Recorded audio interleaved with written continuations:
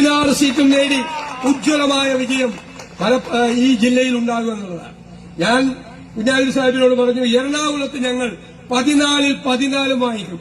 അപ്പൊ കുഞ്ഞാലി സാഹിബാണ് പറഞ്ഞത്, അങ്ങനെയാണെങ്കിൽ നമുക്ക് നോക്കാം, നമുക്ക് മലപ്പുറത്ത് 16-ൽ 16 മേടിക്കും. അപ്പൊ എറണാകുളം എന്റെ ജില്ലയും കുഞ്ഞാലി സാഹിബിന്റെ ജില്ല മലപ്പുറവുമാണ്.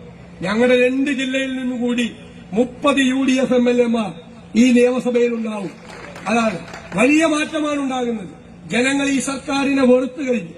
അപ്പൊ ഈ മലപ്പുറത്ത് ഈ നിയോജക മണ്ഡലത്തിൽ ഏറ്റവും റെക്കോർഡ് ഭൂരിപക്ഷത്തിൽ പ്രിയങ്കരനായ കുഞ്ഞാലി സാഹിബിനെ ഞാൻ നേരത്തെ പറഞ്ഞു, UDF-ന്റെ എല്ലാ കാര്യങ്ങളും തീരുമാനമെടുക്കുന്നതിൽ നിർണായകമായ പങ്കുവഹിക്കുന്ന, എല്ലാ കാര്യത്തിലും ഞങ്ങൾക്കെല്ലാവർക്കും നല്ല ഉപദേശങ്ങൾ നൽകുന്ന, അനുഭവ സമ്പന്നതയുള്ള പരിണിതപ്രജ്ഞനായ നേതാവാണ് കുഞ്ഞാലി സാഹിബ്. ഞാൻ വളരെ അഭിമാനത്തോടും ചാരിതാർത്ഥ്യത്തോടും കൂടിയാണ് അദ്ദേഹത്തെ പോലുള്ള ഒരാളുടെ കൂടെ പ്രവർത്തിക്കുന്നത്. എല്ലാ കാര്യങ്ങൾക്കും അദ്ദേഹം വളരെ ഭംഗിയായി ഇടപെടുകയും, എന്നെ പോലുള്ള ആളുകൾക്ക് അദ്ദേഹത്തെ പോലുള്ള ഒരാൾ കൂടെ വേണം. കാരണം എന്റെ സ്വഭാവം വേറൊരു രീതിയിലുള്ള സ്വഭാവമാണ്. അപ്പൊ അവിടെ അതിന് കൃത്യമായി ഇടപെടൽ നടത്തി പക്വതയോടുകൂടി കാര്യങ്ങൾ ചെയ്യുന്ന, എനിക്ക് കൂട്ടായിട്ടുള്ള എന്റെ ജ്യേഷ്ഠ സഹോദരൻ കൂടിയാണ് അദ്ദേഹം.